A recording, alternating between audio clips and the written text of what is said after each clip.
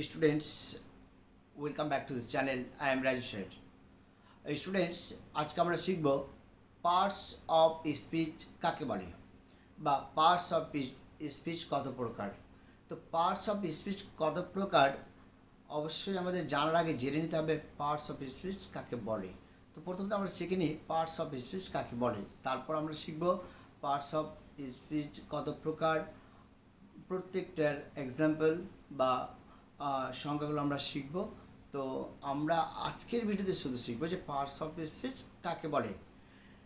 বলা হচ্ছে কতগুলো শব্দ পাশাপাশি বসিয়ে একটা সেন্টেন্স বা বাক্য তৈরি হয়। আরেকবারই, কতগুলো শব্দ পাশাপাশি বসিয়ে একটা সেন্টেন্স বা বাক্য তৈরি হয়, আর এই শব্দগুলোকেই বলা হচ্ছে পার্টস অফ স্পিচ।